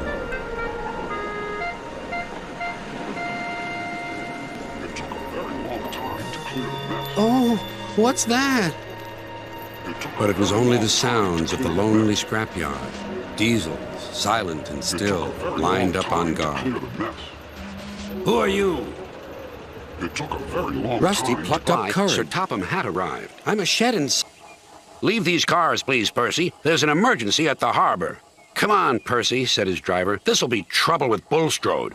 Who's Bulstrode? Wondered Percy. He was still surprised about Toby, and now he had two puzzles to sort out. His driver explained. Bulstrode is a disagreeable barge. He never stops complaining. His driver was right about Bulstrode. Today the barge was more bad-tempered than ever. Come on, come on. Why aren't you cars where you should be? There's no engine, and we can only go where we're put, shouted the cars. You're in the wrong place, not us. When Percy arrived, Bulstrode was sulking and the cars were crosser still. Our stone is for Bulstrode. Please put us in a siding so that we can load him up and be rid of him. The engine speed grew slower and slower. The road is difficult. I'll lead. But the cars replied Falcon. I'll lead. How can I learn the route with you lumbering ahead and blocking the view? Suit yourself, said Duke, but never mind the view. Look at the track. The engine set off. Look at the track, puffed Duke. Never mind the view. Fuss pot, replied Falcon. Fuddy-duddy, fuddy-duddy, fuddy-duddy. The engine speed grew slower and slower. Don't dawdle, urged Falcon. No hurry, puffed Duke. Soon they approached a tunnel. Falcon didn't like the tunnel. It was curved and he couldn't see. I want to get out, he sighed. One moment everything seemed safe. But then suddenly,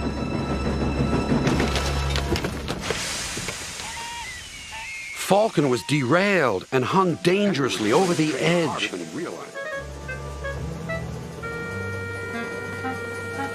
Duke bravely held on with all his strength.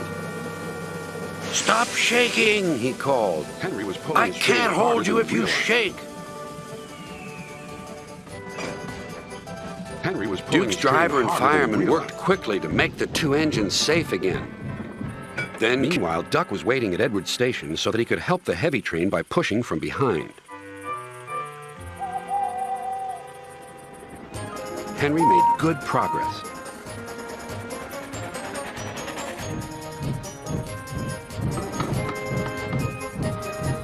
When they reached Edward's station, his driver stopped the train beyond the platform. Then Henry gave a special signal. Beep, beep, beep, beep. I need help, please. Beep, beep, replied Duck. I won't be long. Duck buffered gently up to Henry's train. He was not coupled on. Henry would then be able to run on without stopping when they reached the top of the hill. Ready, whistled Duck, and off they went. Gave a great heave. Delighted to show off further away. When Duck returned, Diesel was trying to take some trucks from a siding. They were old and empty. They had not been touched for a long time. Diesel found them hard to move. Pull, push, backwards, forward. Oh! The trucks groaned. We can't. We won't. Duck watched with interest. Diesel lost patience. He roared, gave a great heave. Trucks geared forward. Oh! They screamed, we can't, we won't. Some of their brakes snapped, and the gear jammed in the sleepers. Chuckled Duck. Diesel recovered and tried to push the trucks back, but they wouldn't move. Duck ran quietly round to collect the other trucks. Thank you for arranging these, Diesel. Green caterpillar indeed, fumed Percy. He set off to collect some hay to take to the harbour. Everyone says I'm handsome, or at least nearly everyone. Anyway, my curves are better than Thomas's corners. Thomas says I'm always late, he grumbled. I'm never late, or at least only a few minutes. What's that to Thomas? He can always catch up time further on. All the same, he and his driver decided to start home early. Then came trouble.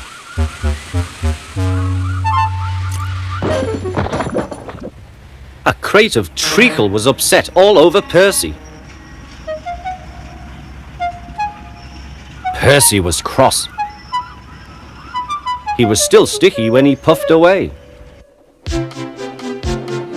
The wind was blowing fiercely. Look at that! Exclaimed the driver. The wind caught the piled hay, tossing it up and over the track. The lion climbed here. Take a run at it, Percy, his driver advised.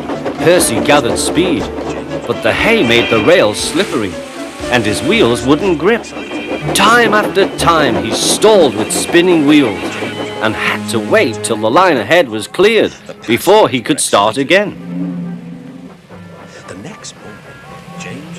Everyone was waiting. Thomas seethed impatiently. Buzz, buzz, buzz, retorted Duck. The next morning, James arrived at the station to collect his coaches. The passengers were excited and keen to get on board. The platform was crowded and the porter was in a hurry. Mind your backs, he shouted. Then there was trouble. The beehive fell and broke open. The station cleared like magic. James heard a familiar buzzing. The bees were too cold to be cross, so they buzzed around the fireman hoping he'd mend their hive, but he didn't understand, nor did his driver. So the bees turned to James. His boiler was nice and warm. Buzz off! Buzz off! hissed James. One bee burnt his foot. Phew, phew. The bee thought James had burnt him on purpose. Used to be called Stuart and Falcon, but they like their new names better. So it stung James. The sun shone, the rails were dry. This is lovely, sang Skarloey.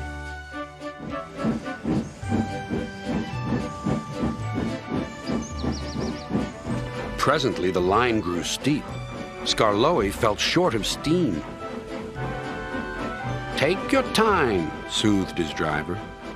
It'll be better downhill, Skarloey said to himself. But it wasn't.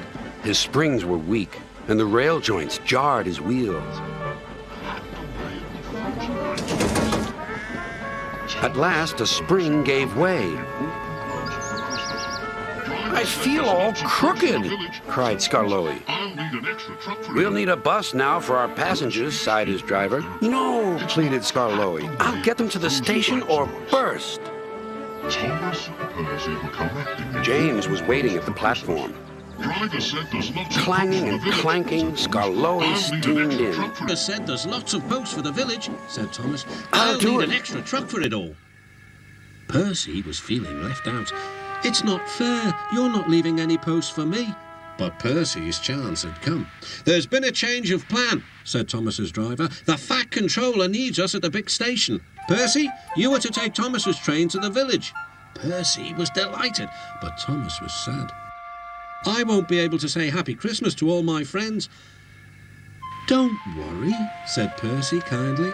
I'll do it for you. It's not the same, sighed Thomas. Percy was making good time on his way to the village when suddenly... What's that? Called his driver. There ahead was a fogman by the line. He was holding a red light. The village is cut off by snow, he shouted. We need snowplows, workmen and a helicopter. Leave your trucks in the sidings and go back quickly. Percy was soon steaming to Harold's Airfield. Beep, beep, whistled Percy. Wake up, lazy wings. The mountain villagers need your help. They're stranded. Whiz-ow, replied Harold. I like an emergency to keep me warm. And he buzzed away. Now, sighed Percy, what's next? Disgraceful. Suddenly, said Gordon. there was Disgusting, Thomas said and Terence. James. Despicable, said Henry. We cannot allow it. They consulted together. Yes, they said. He did it to us. We'll do it to him and see how he likes it. Duck was tired out.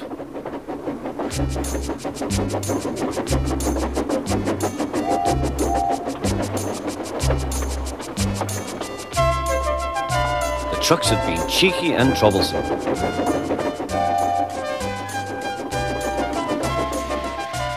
He wanted a rest in the shed.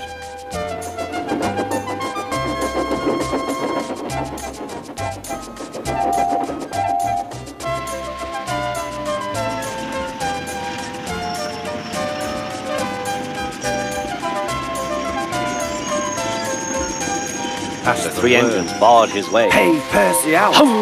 Hey, Percy, out! Come along, Puff Percy. No nonsense. We'll give him nonsense, giggled the trucks. But they followed so quietly that Percy thought they were under control.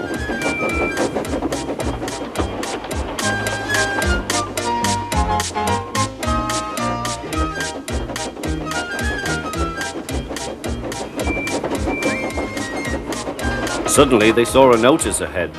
All trains stop to pin down brakes. Beep, beep, beep! Brakes, guard, please. But before he could check them, the truck surged forward. On, they cried. Help, help, whistled Percy. The man on duty at the crossing rushed to warn traffic with his red flag, but was too late to switch Percy to the runaway siding. Frantically trying to grip the rails, Percy slid into the yard. Beep, beep! Look out!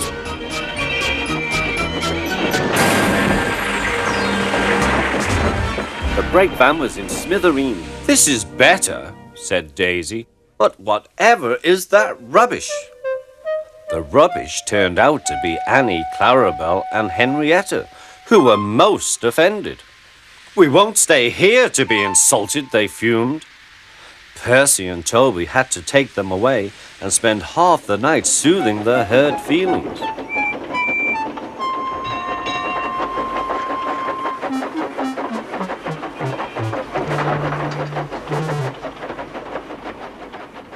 The engines woke next morning feeling exhausted. Daisy, on the other hand, felt bright and cheerful. Ooh, ooh, she tooted as she came out of the yard and back to the station. Look at me, she purred to the passengers. I'm the latest diesel, highly sprung and right up to date. You won't want Thomas's bumpy old Annie and Clarabelle now. The passengers waited for Daisy to start, but she didn't. She saw that a milk van was about to be coupled to her and was most indignant. Do they expect me to pull that? Surely, said her driver, you can pull one van. I won't, said Daisy. Percy can do it. He loves messing about with trucks. She began to shudder violently. Nonsense, said her driver. Come on now, back down. Daisy lurched backwards. She was so cross that she blew a fuse. Told you, she said, and stopped. Everyone argued with her, but it was no use. It's fitter's orders, she said. What is? My fitter's... Percy found Toby at the quarry. I say, Toby, that Harold, that stuck-up whirlybird thing, says I'm slow and out of date. Just let him wait. I'll show him. He collected his trucks and started off, still fuming.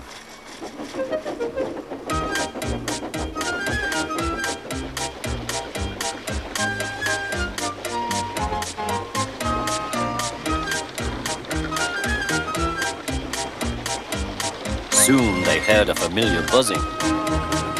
Percy, whispered his driver. There's Harold. He's not far ahead. Let's race him. Yes, let's, said Percy. Percy pounded along. The truck screamed and swayed. Well, I'll be a ding-dong-dang, said the driver. There was Harold. The race was on. Go it, Percy, he yelled. You're gaining. Percy had never been allowed to run fast before. He was having the time of his life. Hurry, hurry, hurry, he panted to the trucks. We don't want to, they grumbled. It was no use. Percy was bucketing along with flying wheels, and Harold was high and alongside.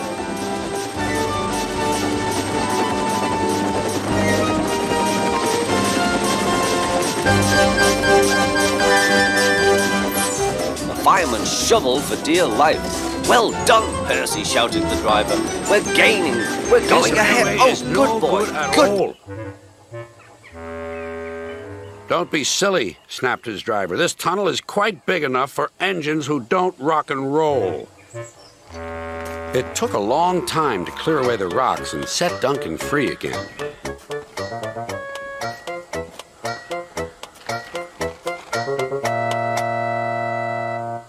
At last, Skarloey was able to push Duncan and his coaches safely through.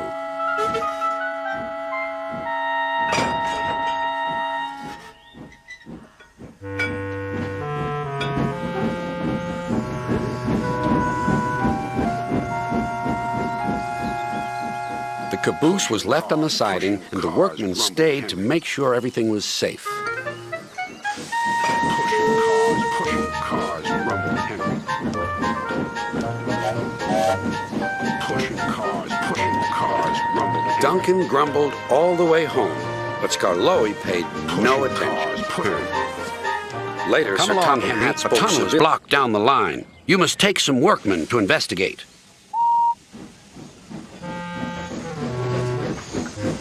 Pushing cars, grumbled Henry. They stopped outside the tunnel. The workmen went inside. It was very dark and quiet, but not for long. Help! Shouted the workmen, and they ran out. We started to dig at the block, but it grunted and moved, one said. Rubbish, said the foreman. It's not rubbish. It's big and alive. We're not going in there again. Right, said the foreman. I'll ride in the cars and Henry shall push it out. Wheesh, said Henry unhappily. He had been shut in the tunnel for being afraid of the rain, but this was worse. Something big and alive was inside. Peep, peep. I don't want to go in. Neither do I, said his driver, but we must clear the line. Oh dear, puffed Henry.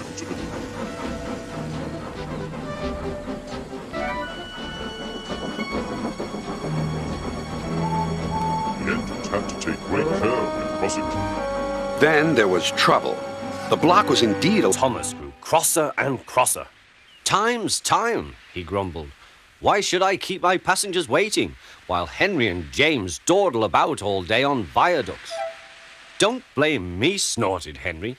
If we hurried across the viaduct, it might collapse, and then you'd have no passengers at all. What would you do then? Run my train on time for one thing, retorted Thomas. He hurried away before Henry could answer. Bertie was impatient too. He was timed to arrive just after Thomas. His passengers found that instead of going straight from the bus to their train, they were kept waiting till Thomas arrived. Soon Bertie grew cross with Thomas. Late again, he remarked, as Thomas panted wearily in.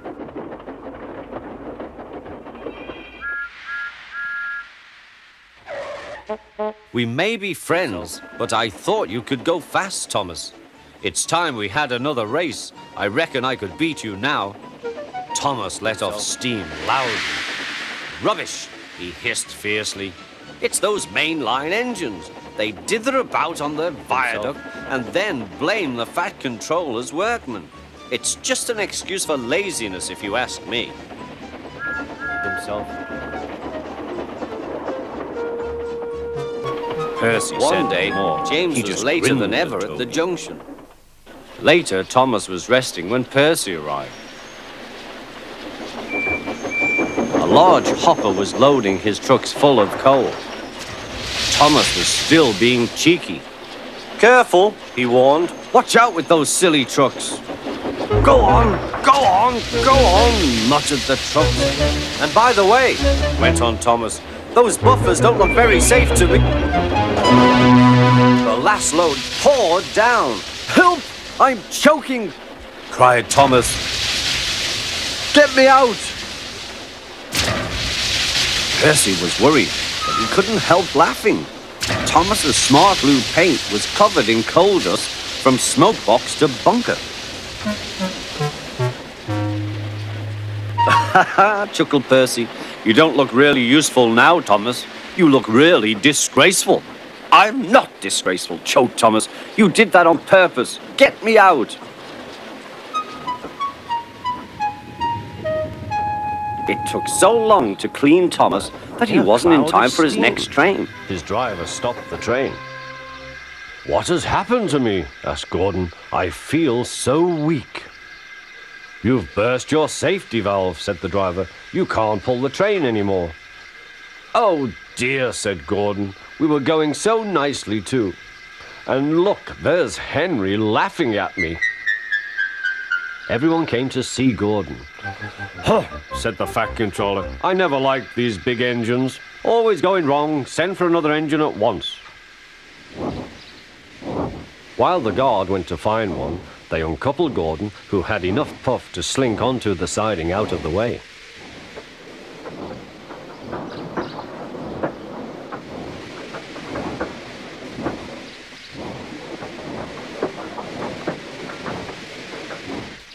Edward was the only engine left. I'll come and try, he said.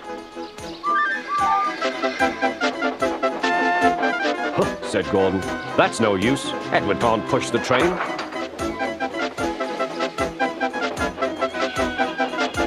Edward puffed and pushed and pushed and puffed, but he couldn't move the heavy coaches. I told you so, said Gordon. Hey, it's Why not let Henry try? The other engines Yes, can said the manage. Fat They have Controller. big fireboxes. Henry's is small and can't make the heat.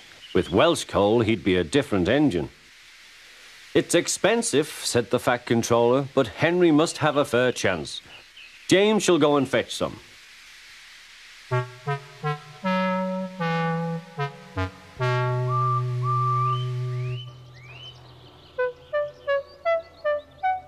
When the Welsh coal came, Henry's driver and fireman were excited. Now we'll show them, Henry, old fellow. They carefully made his fire, putting large lumps of coal like a wall round the outside. Then the glowing middle part was covered with smaller lumps.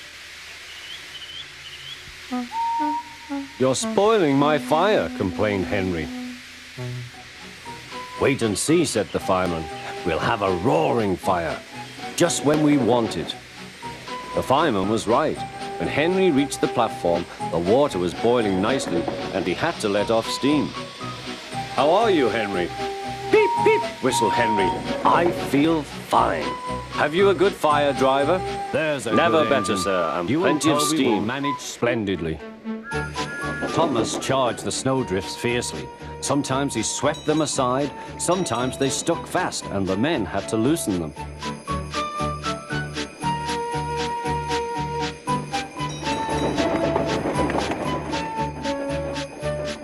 But at the cutting near the cottage, they could go no further. Look at that, exclaimed Thomas's fireman. Peep, peep, peep. Here we are, whistled Thomas. An answering wave came from an upstairs window. Then they heard a familiar sound. That's Terence, said Thomas. He's come to help too. Sure enough, Terence had a snowplow and was working hard to clear a path to the railway line in safety. At long last, the rescue was complete. Percy took the tired workmen home. Terence said goodbye to Mrs. Kindly and promised to take care of her cottage as he watched them all set off. The engines made good time. No more snow had fallen, but the yard was dark. Thomas's heart sank. That is better, that is better. Suddenly, all the lights went on. What a marvelous sight awaited Mrs. Kindly. Well done, said the Fat Controller. I'm really proud of you all. Mrs. Kindly especially thanked the smaller engines. Thomas and Toby are old friends, she said. And now, Percy, you are into the cold air, and the fire's light shone brightly. Hurry, hurry, hurry, panted Henry.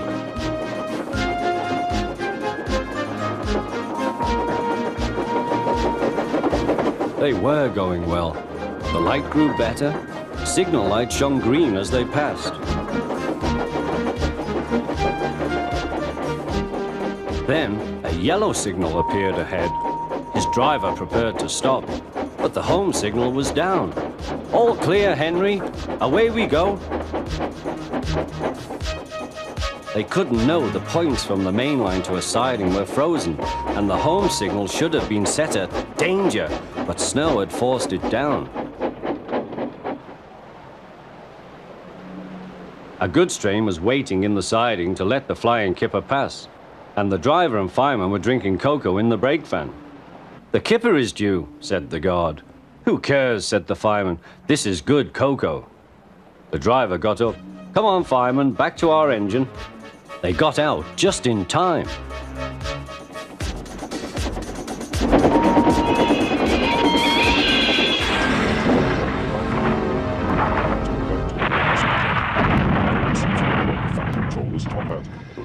Henry's driver and fireman had jumped clear before the crash, but Henry lay dazed and surprised. They had to go back to let the passengers out, but no one seemed to know about the Fat Controller's top. The Fat Controller came to see him. I must go. I don't know what the Fat Controller would do without me to run this branch line, and he puffed off importantly. Edward and James passed the field where James had had his accident. The fence was mended and the cows were back again.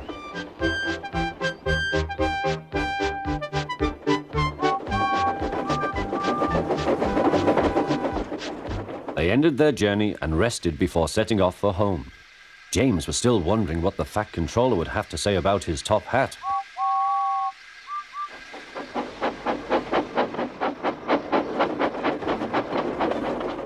Next morning, the Fat Controller spoke severely to him.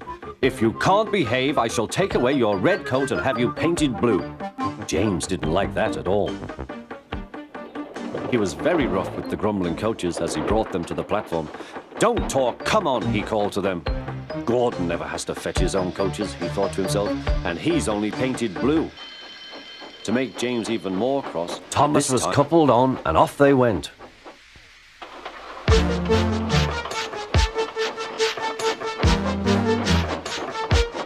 Thomas worked his hardest. Hurry, hurry, hurry, he puffed. He wasn't pretending to be like Gordon, he really meant it. Bother those trucks and their tricks. I hope poor James isn't hurt.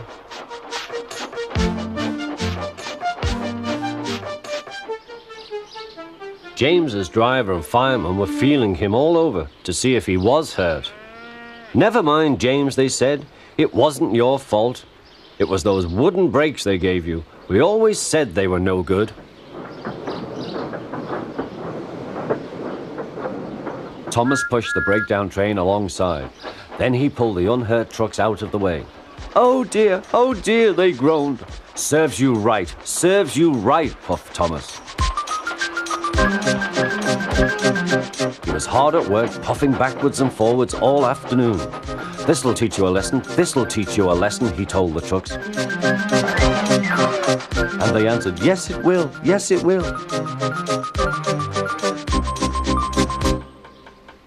They left the broken trucks, then with 2 cranes they put James back on the rails.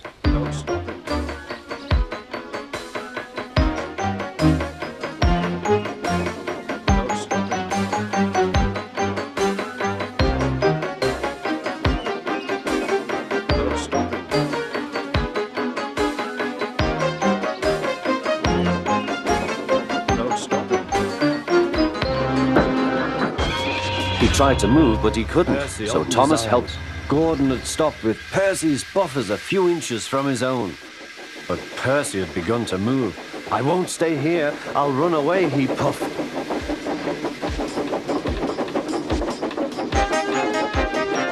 He went straight through Edward's station and was so frightened that he ran right up Gordon's hill without stopping.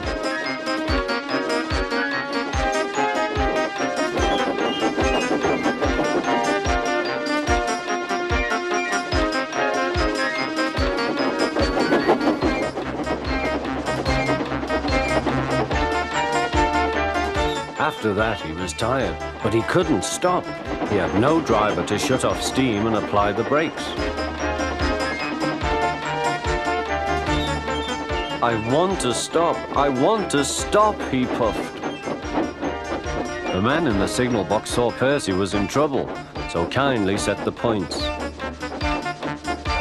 Percy puffed wearily onto a nice empty siding, ending in a big bank of earth. He was too tired now to care where he went. I want to stop. I have stopped, he puffed thankfully. Never mind, Percy, said the workmen as they dug him out. You shall have a drink and some coal, and then you'll feel better. Presently, Gordon arrived. Well done, Percy. You started so quickly that you stopped a nasty accident. I'm sorry I was cheeky, said Percy. You were clever to stop. Then Gordon helped pull Percy out from the bank.